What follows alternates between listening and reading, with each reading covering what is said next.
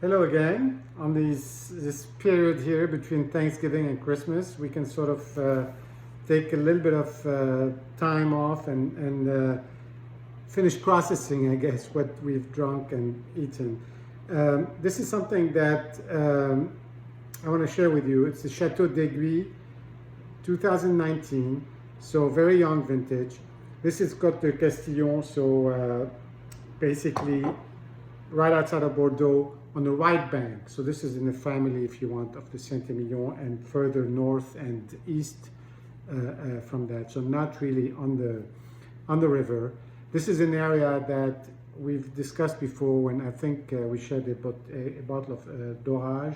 An area where some of the big families in Bordeaux and others, like this is the Tienpont family. Sorry, wrong. This was another one. The Nieperg family. You see it at the bottom here. The Nieperg. They've bought this property. They have Canon la Gaffelière, and they have other properties all over, in France, in Europe, in Bulgaria, I think, in South Africa. It's really a wine family that has looked to expand in that part. This is a pretty big property. There's bigger properties there. Some of them go all the way back, like this one here, goes all the way back to the 1300s, to the 100-Year War between the English and the French, and the Bordeaux is right around that section of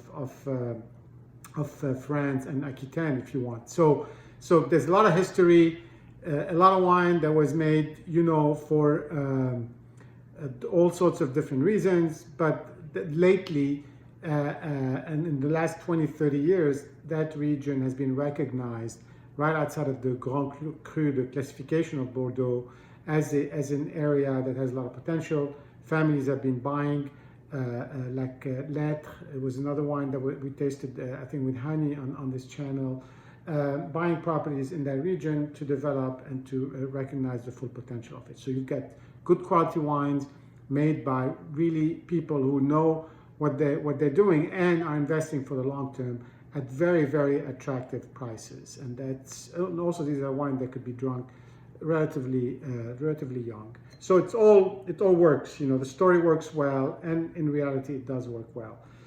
So here we are on the color. You can see that it's very Bordeaux-like. It's got that depth of red, and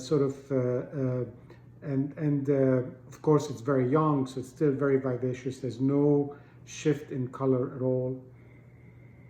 On the nose, it's that typical Bordeaux nose, very dark fruit, but also the tannins. You can feel that. Now this is right bank wine, so you're going to find a lot of Merlot, and it is indeed, this particular vintage was close to 88% Merlot and 12% Cabernet Franc. So it's really, there's no Cabernet Sauvignon, none of the other Bordeaux. And on the nose, you can feel that a little bit, the typical spice of the Merlot and the happiness of the Cabernet Franc, if you like.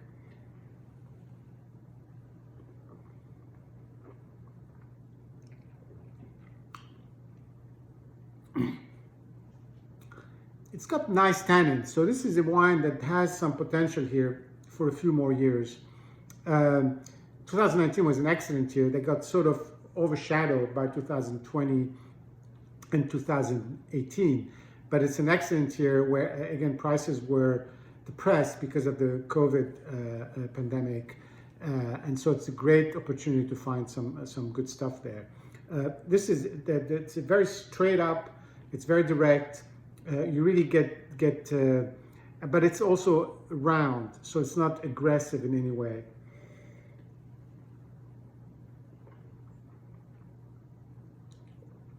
The tannins help nicely with the finish. It's just a delicious wine to drink for a Bordeaux. Drink young, drink at any time of the day. It's really, I think, a great wine considering everything: the price, the year, the property. Just terrific find. Cheers, and